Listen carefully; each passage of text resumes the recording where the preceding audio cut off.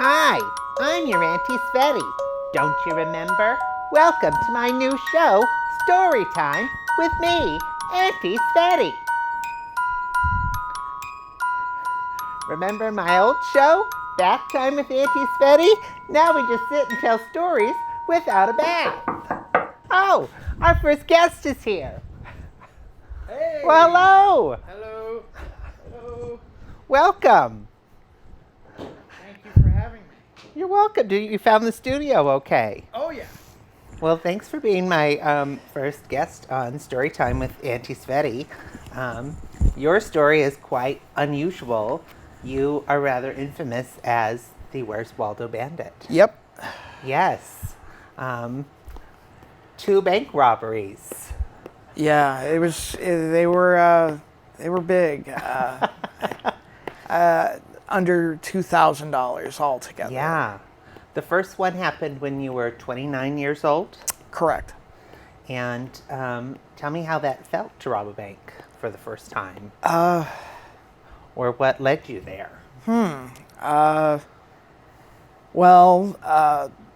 was drug-addled, to be honest with you. And I had just gotten a shot of Dilaudid from the hospital, and I'd been homeless for some time before that, and I'm type 1 diabetic, and I just couldn't do it anymore.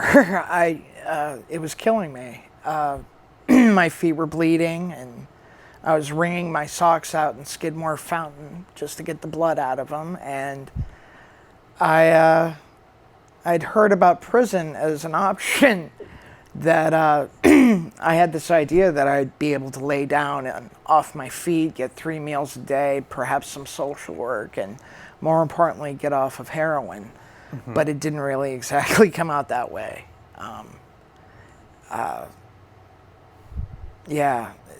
The bank robbery, I wanted to do a benign crime. I didn't want to hurt anyone. Yeah. And I wanted to have a little bit of fun with it too. So I attempted to write a haiku as my banknote. Yeah. Do you remember the haiku? I don't. It's been so long. It's been so long. I'm sure it's in my discovery or something. Yeah. But my legal paperwork. But it was off. I mean, it was off by a few syllables. But, we're not perfect. And I remember going up to the bank teller and with a sour look of disappointment, like this wasn't going to happen, I handed over a banknote, and she gave me the money. It was quite easy, in fact. It was too easy. I walked away from the crime to a Pete's Coffee that was close by, Bridgeport Plaza, sat down, had a macchiato, and waited. You were just waiting to get arrested. Waiting to get arrested. When that didn't happen, I called a cab, and it took me downtown, and immediately I found the public library and some heroin. Okay. And went into the bathroom with a copy of Moby Dick and shot some heroin.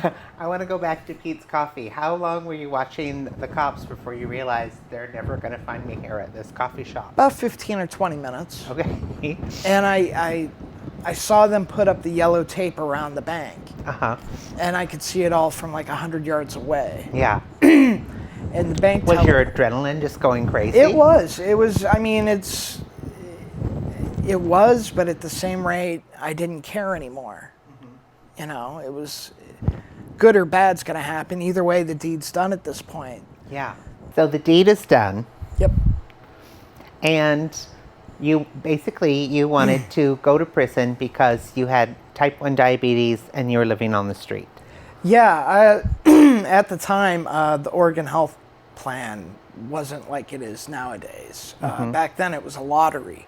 Yeah. And I was born in Portland, lived in Portland, and I couldn't get Oregon Health Plan. How do you mean it was a lottery? It was about around the year 2000, I think. Yeah. Or it took effect differently for people. I don't really know the details of it. All I knew is at the time I didn't qualify for it. And I wasn't making money or anything like that, but for some reason I couldn't get on Oregon Health Plan. So I was going to emergency rooms all across the city, got red flagged as a drug seeker, because actually I wasn't paying, but I would go in for bottles of insulin and painkillers and stuff like that. Which you needed to live. I needed to live, yeah. And you can't live without it when you're a type 1 diabetic. Right. Which is the most severe form of diabetes. I got mine when I was a young kid, around 9 years old. And it was tough. I take 6 shots a day, and I wasn't eating right. So in the August heat of summer, the insulin would go bad because it was in my pocket and I didn't have a fridge to carry around with me to keep it in. So the insulin would go bad just as quick as I would get it. And I didn't have a monitor to check my blood sugar. I didn't have a pillow or a place to lay my head at night. Yeah. So it was killing me, literally, slowly. And I didn't feel like getting maimed, losing limbs to it. So something had to be done. I needed some help, and jail was the last place I could go because some of the shelters refused to take me because of my addiction. Okay. I lived under the Hawthorne for a long period of time. After that first bank robbery, and because the police couldn't find you right away, it was the feds that nicknamed you the Where's Waldo Bandit, as well as news media. Yeah, it was the striped sweater I was wearing at the time that I had gotten from the Gap with a 5-finger discount. And I thought, if I'm going to do this, might as well dress the part. So I wanted to look like the old-timey gangsters with the striped sweater. And it didn't really come off like that. You weren't trying to look like the children's character. Yeah, I had no idea who Where's Waldo was before. But I learned really quick that the evening news at night dubbed me the Where's Waldo Bandit. Yeah. Because it was a pithy little nickname. Well, I think it wasn't just the red and white striped sweater, but also that you just look like an ordinary guy. Yeah. That you did not then, as you do not now, look like you robbed banks twice. The point being that you did it out of desperation because it was the only way to take care of your health care needs. Correct. Yeah. And then you did time for it. I did 3.5 years for the first bank robbery, and I did 5 for the second, which happened after I got out of prison after 3.5 years. It took only 6 days for me to rob the next one because the federal government thought it was a wise plan to put a former heroin addict with a bag full of needles at the Greyhound bus station with no social work and no place to live. And I refused. I said, no, I got to get this right the next time. Because they're not understanding. I need social work. Tell me more about that. Was it social workers that helped you, or did you have to advocate for yourself? It was a little bit of both. Okay.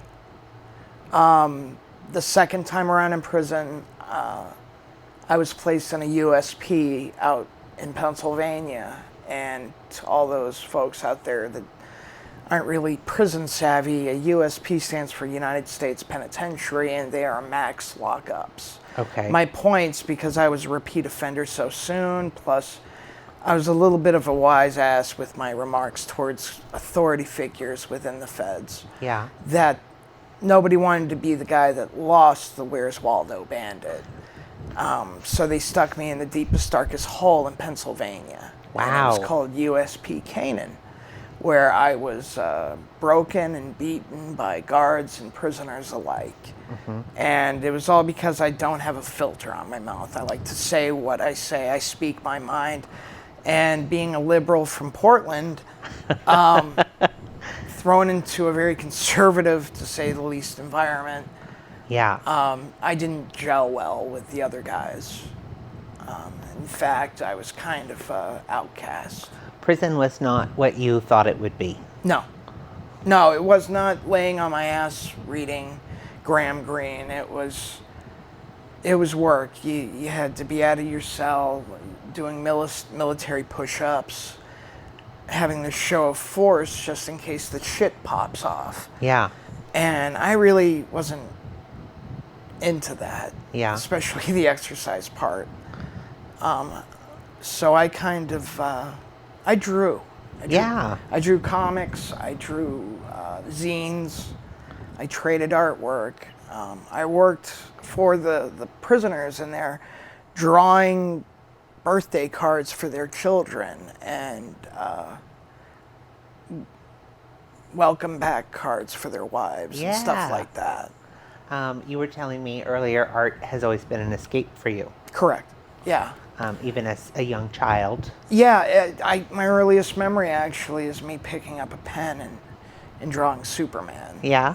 Yeah. And you're willing to do some art for us today? Sure. Yeah. I'd love to. I want to ask you some more questions about your story while you're drawing, and you don't have to pay attention to me. All right. If you want. Just to kind of recap and get the story right. You were born here in Portland, Oregon, and somehow became involved in drug abuse, which led you to be homeless.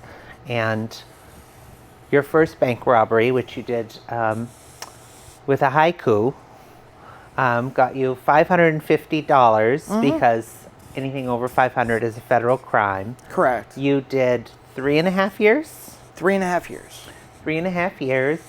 And then prison being so horrible, it must have been a pretty difficult decision to rob a bank again when you got out. What I'd learned, what I did wrong the first time, I used again, only this time to get away a little bit longer and do a little bit more drugs in the process. Yeah.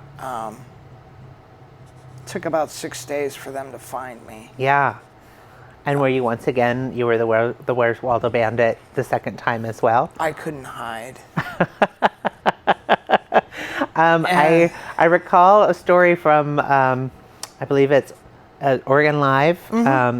The Winston Ross story talks about another homeless girl being the one that nails you the first time.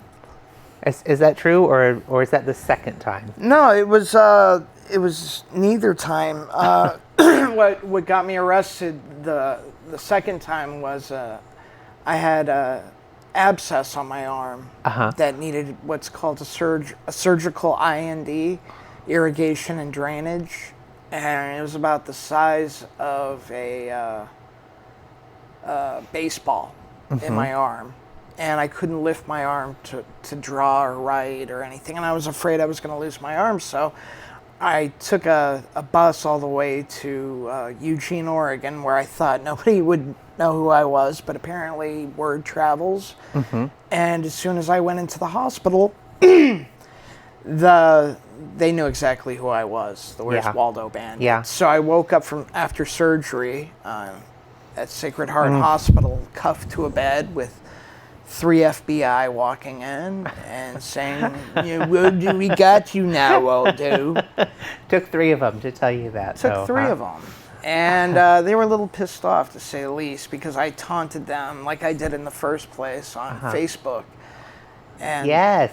The first bank robbery, I admitted to everyone what I had done. Because there was I wanted to go to prison. I didn't want to get away with it. I mean, I wasn't going to last that long. But it was interesting to see, every night on the news, Waldo, we still can't find you. Right. You're like, I'm right here. And the attempt to rob a bank with Japanese Zen poetry just pissed them off even more. And I got away with it for a little while, but... Well, we want to talk about homelessness a bit, but I want to know what you and the social worker did the second time that you were doing time for the second robbery. You did 5 years, you said? Correct, yeah. So you've done a total of 8.5 years, and you're not even 40 yet. Nope. But you are now in the world once again. For a while you had a place. What happened? The social worker, like I've always thought, said I qualified for disability. Social Security disability income. So 2 months prior to being released from prison, I applied for Social Security disability, and for the first time I had gotten it. And while I waited at the homeless shelter for it to come in, I did some planning. I networked trying to find a roommate that was clean and sober that I could live with. And today I'm 7 years clean off of heroin. Congratulations. Yeah. That's a big deal. It would be like chewing broken glass twice. You know, you learn the first time not to do it. Yeah. It hurts a lot. It sounds like you've done it. Yeah, on accident. But, you know, you never say never. I mean, but right now I believe I'll never do heroin ever again. Yeah. It completely fucked up my life irreparably. More so than anything I've ever gone through. It's taken family and friends away from me that I'll never have again. I believe in my heart that if it wasn't for the social worker in prison who helped me out, and the psychiatric team that treated my depression, and the folks at the prison in Lexington, Kentucky, that I met, that I wouldn't be here right now. Yeah. They saved my life. To those that NA works for, I don't do NA. All I got to do is remember the bad times. Yeah. It works for me. Would you say you're going through some bad times now, or do you feel like you're doing okay right now? No, I recently got kicked out of my house. You had some health problems that led to that. Yeah, my diabetes, I was hospitalized for a little bit this last year for diabetic ketoacidosis, also known as DKA. Okay. And that was also because you couldn't afford your insulin, even with being... Medicare's a bitch nowadays. Yeah. And it got so bad that I was getting donations from Facebook, friends on Facebook. But I lost my place about 2 months ago, and I've been staying at the homeless shelter ever since. So as we're filming this right now, if there's anyone out there who needs a roommate, I definitely need one. Oh, Waldo now. Well, you're making some money on your own down at Saturday Market. Correct, yeah. Tell me about that. Saturdays and Sundays down by the waterfront at the Saturday Market, I draw caricatures, kind of like what I'm doing right now. That's here in Portland, Oregon. I want to read a quote to you. This is not your quote. This is from a homeless person named Corinne Penning. She's been experiencing homelessness for 8 months now. This is from an article in the Portland Monthly of May 2019. This is a quote from Corinne about her day. She says, "What I hear from people all the time is that homeless people are able to work. They should go get a job. Homelessness is the single most exhausting thing I've ever experienced. And it's exhausting in a way that you don't understand. You're worried about where you're going to sleep that's safe and who you're going to hang out with. You have to scrutinize every single decision you make as to whether that's going to put you in danger. And on top of that, you're struggling to meet your basic needs. You're trying to find a place where you can go to the bathroom without getting a ticket or without exposing yourself to some other person that's then going to try and sexually assault you. And it's basic decisions. Where am I going to eat today? How am I going to get enough food in my system when I can actually fall asleep and ignore hunger pains? Then you're not eating, which adds to your mental exhaustion. It's this awful cycle. So when people are like, they can work, yes, they're capable of working, but they need the stability to be able to do it. Corinne says, people say all the time, I had a baby, I'm so exhausted. Well, times that by 10. I wanted to get your impression of that, as far as like, what is your everyday in the shelter like? Can you relate to that? Yeah. That Corinne is talking about? Corinne nailed it on the head. You wake up, if you're lucky enough to get in a shelter at this point, it takes about 3 months to get into the shelter I'm at. And you have to call every week to make sure your number's not called. So first of all, you got to be lucky to have shelter over you.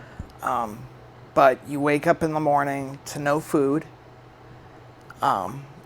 You have food stamps, but when you're staying in a shelter, you can't prepare your food unless it's microwave food. Or refrigerate it. So you're not eating healthy to begin with.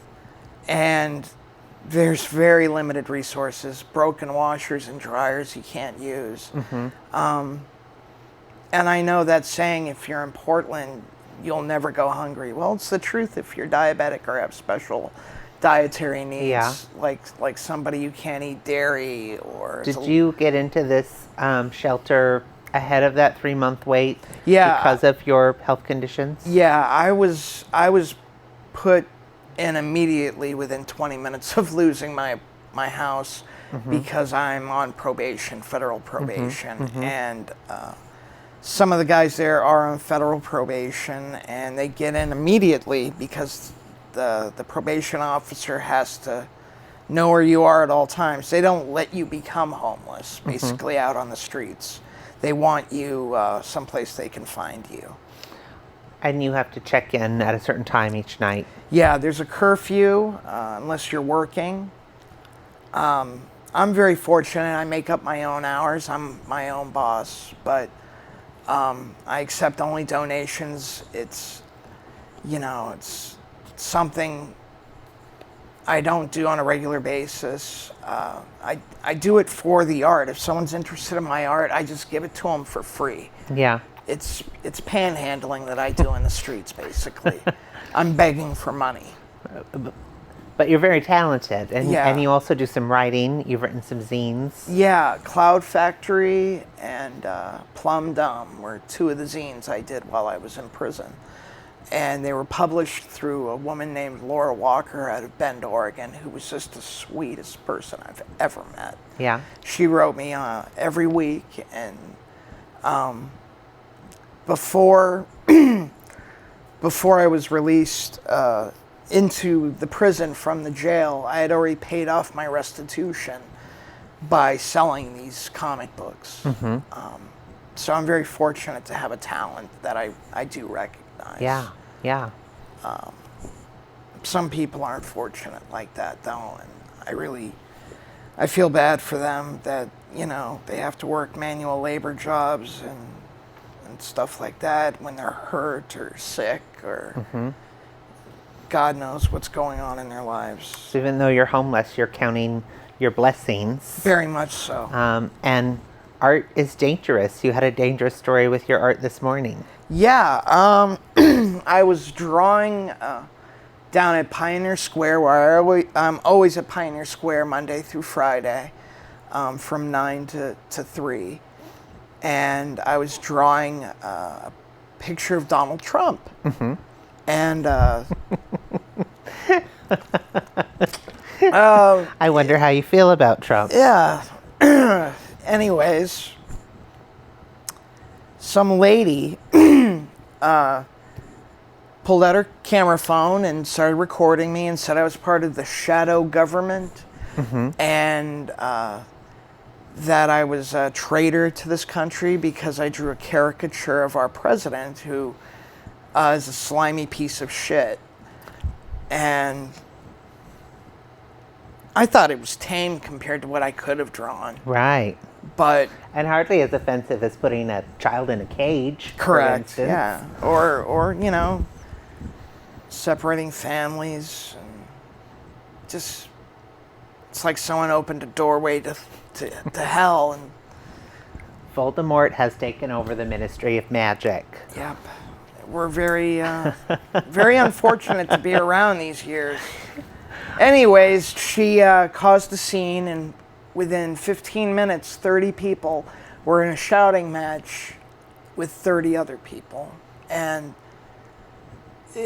I quietly grabbed my stuff and moved along. Yeah. But they were going at it still, and it made me realize that this city is a powder keg right now, ready to explode. Very volatile times that we live in. Yeah, but free speech is still inherent in every American. And I am an American, and I love my country, and I practice my liberty by drawing whatever I please.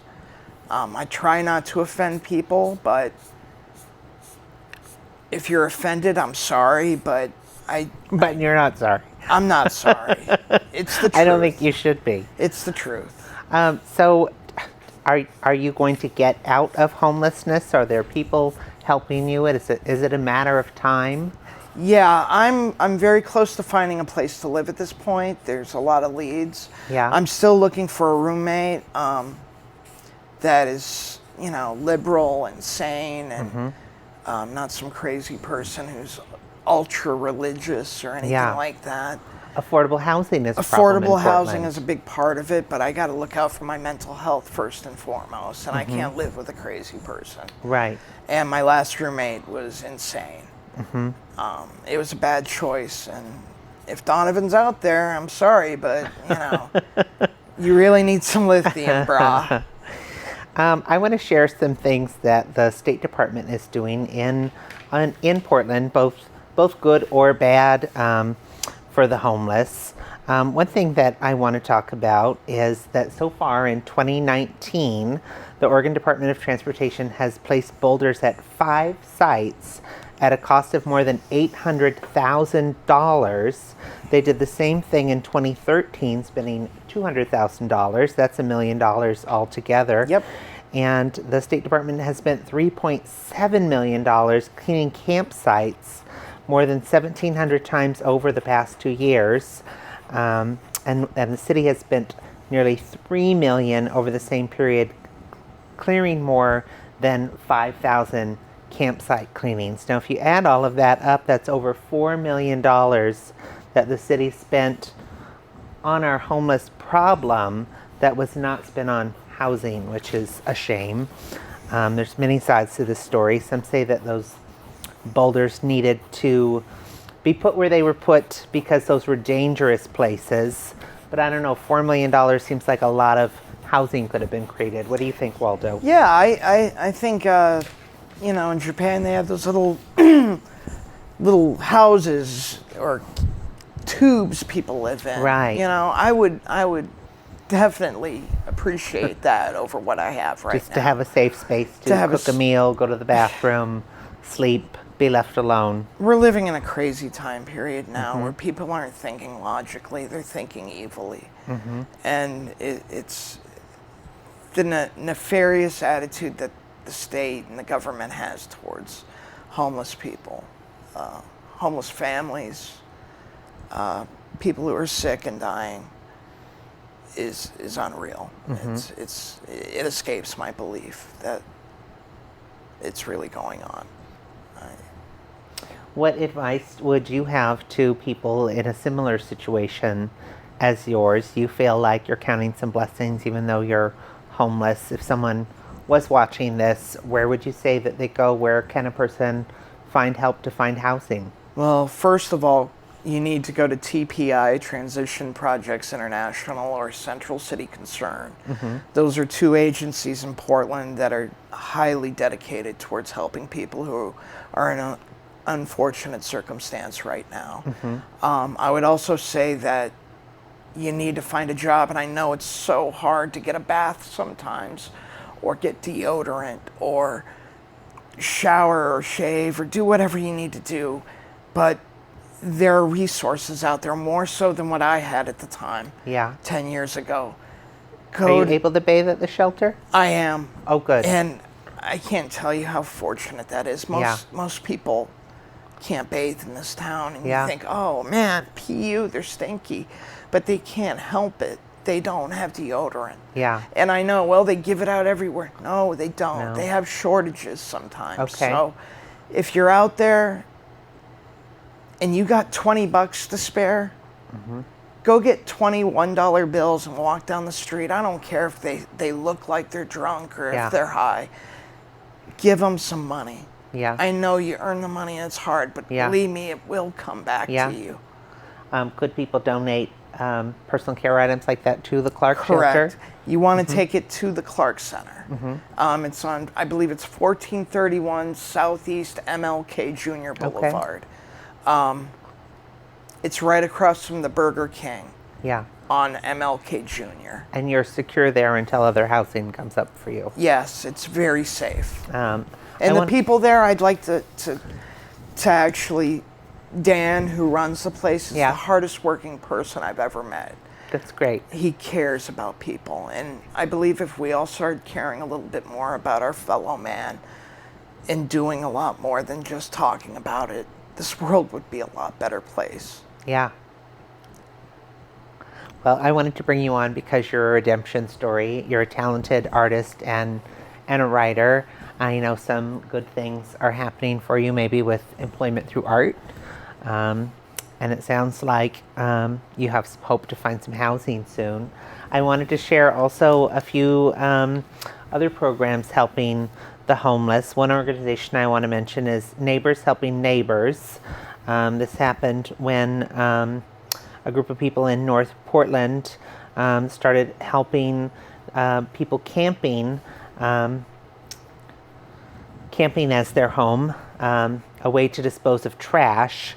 That became Neighbors Helping Portland, a nonprofit that since 2016 has brought community volunteers together to distribute trash bags to more than 450 different homeless encampments in North Portland.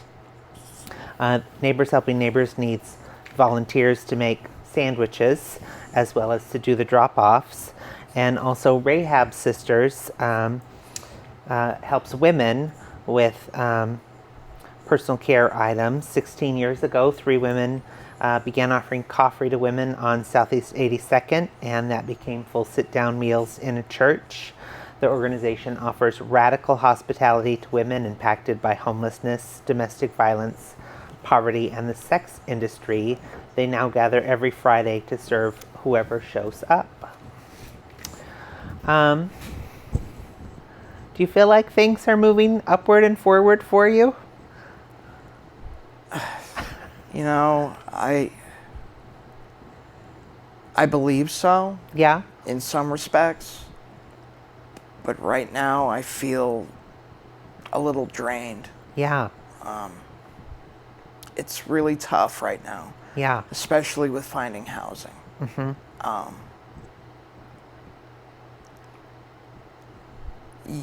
You do a lot and you try to balance out work and your health, and it's very draining. Yeah. If I didn't have the support of friends, some family, I guess. My brother, the radio personality, Pork Chop, who was on KUFO and had his 5 minutes of fame, he turned me into the FBI. So I'm not really talking to him right now. I'm kind of doing this solo. My family's very estranged from me right now. Yeah. And some people are fortunate enough to have not burned those bridges with their families. And right now I feel drained. Yeah. And if it wasn't for my friend Josh, I don't know. Everyone needs a best friend. And Yeah. I'm very fortunate to have him as a best friend. Oh, who could it be? Oh, hello. Hi, it's me. Oh, How are hi. you doing? Good Hi, to see you. Joshua. Thanks for joining us. You two know each other. Hey, What's put up? it there. What's up, Puddin'? What's up? Oh, Thanks for joining us, Josh. no problem. Um, Let's get my... Waldo said you're coming by. You guys met. You're also at the Clark Center with him. I am, yes. Tell me about your guys' meeting and becoming friends. Gosh, we met like 2 months ago. Yeah. And I don't know if I told you, but it's like 90 plus people in there. Wow. So it's pretty chaotic. Yeah. And when I first saw him, I was like, kind of did the, Yeah. who's this guy? He's, he's going to take up my, because I'm the, the good viber here. And And there can only be one out of 90 people. yeah, but then, I don't know, I gave it a shot and started talking to him, and we had a lot in common. Yeah. And we just hit it off and have been pretty much like glued together since. Cool. Yeah. I read a quote from a person experiencing homelessness named Corinne, who was in a story on Oregon Live, and she was talking about how every single decision is so important, who you're hanging out with, everything. And so do you agree with that? There was a lot of like sizing up and deciding like, yes, this person will help me along with my goals in a room Yes. full of 89 people who maybe 70 of them won't, or I'm putting words in your mouth. What is it really like to be there? I mean, everything that you just said is correct. Yeah. Sizing him up, that's funny how you say, yeah, that's a great way to put it. I kind of, the artistic part that he has, it brings it back out in me because I'm artistic myself. You're a tattoo artist Yeah. from Iowa?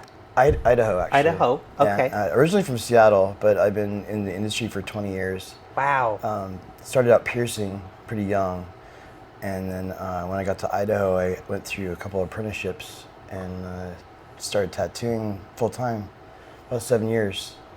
And I came here, and it's a little different story on different rules. Yeah. Got to go to a school, and I just don't have the funds to do it, and Yeah. I can't get in a booth because I didn't file taxes. Yeah. So I'm hoping that I could either someone could like be a investor or something like that, and Yeah. have a really nice portfolio. So Yeah. That's really Earlier sucks. on the show, we were also talking about how often, the idea about homelessness is, well, why can't they work? Well, there's a very valid reason why you can't work, and if you're struggling just to keep a roof over your head, how do you have this money for all this licensing and these other things that aren't going to happen? But who was first at the Clark Center? I was. You were there first, Yeah. and then he came in. You guys became friends right away. But you have some good news to share. I do.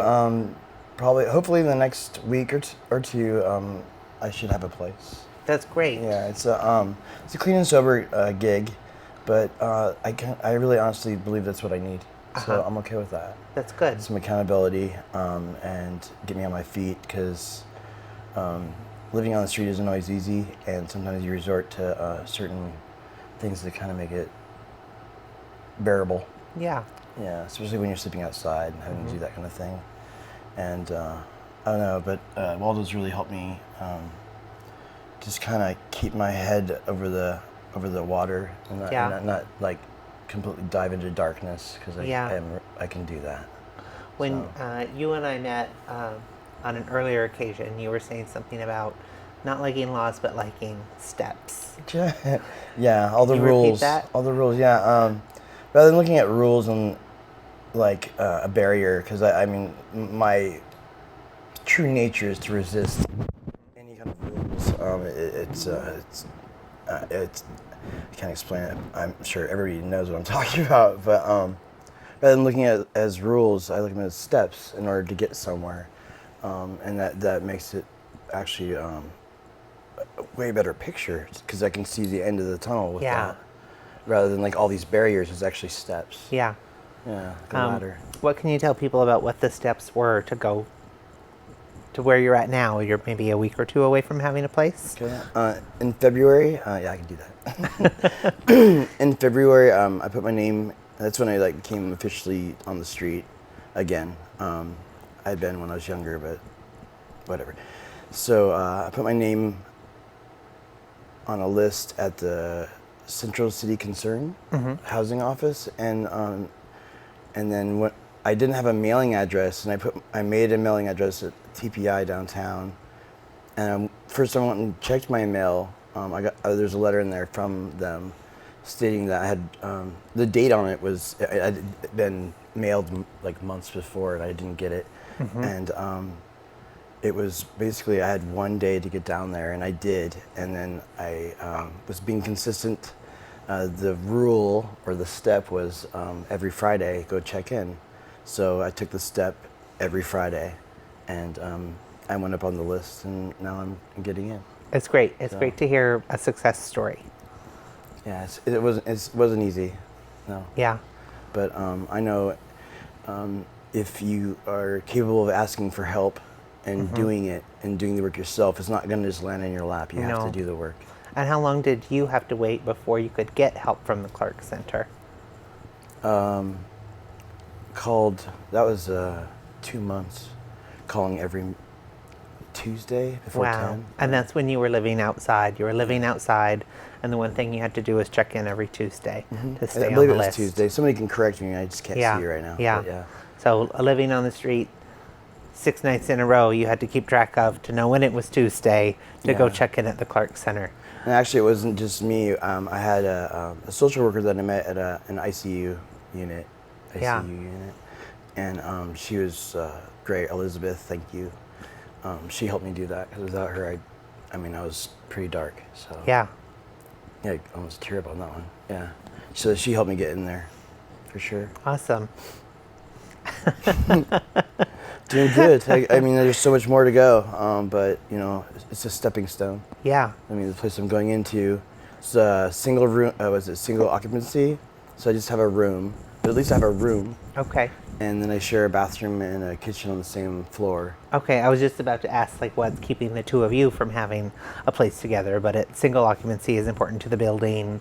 There continues to be steps. Like, you must live here alone. Now, then the next step. But hopefully the next thing for you is getting a legal license to work in Oregon again. I would love that. Yeah. And I was really impressed. You talked about another time that we chatted that opportunities have come up to work illegally, but working clean and being a clean and proper tattoo artist is important to you, and I think that's very respectable. Thank you. Yeah, I didn't want to work completely on the fly, because cleanliness is the first thing, and a lot of the places I had to work, like in a kitchen. It's really it's disgusting. Sorry, but I prefer a booth. Yeah. Yeah. Yeah. Well, is there anything else you guys want to say to friends and family, or to just the world? Is there any part of your story that we missed helping you tell today? I know for me, just don't give up. If you're having a hard time finding a place, just ask for help and be consistent on that, and be honest with yourself, because it's probably the hardest thing to do, is be honest with yourself. Yeah. Yeah, don't give up. You'll get there. It just takes time, and you'll find out who a true friend is when you're put through the fire of a situation that you can't. I know I couldn't make it without my buddy here. Yeah. Sometimes we have family, and then we have chosen family. I know I've seen you checking on Waldo if he needs his insulin and things. There's clearly a good bond of you guys looking out and taking care of each other. That's what we all need to do, is take care of each other. And and I hope if there's a point to this show that we're putting a face on homelessness, that we're seeing people trying to move through the steps and do the things to improve their lives, and you guys deserve good lives. You deserve the best of everything. I agree. Yeah. Thank you. I guess I should go now. Oh, yes. You're a busy man, things to do. Nice meeting you, everybody. Shalom. Tell Gallagher I'll get his money. I will.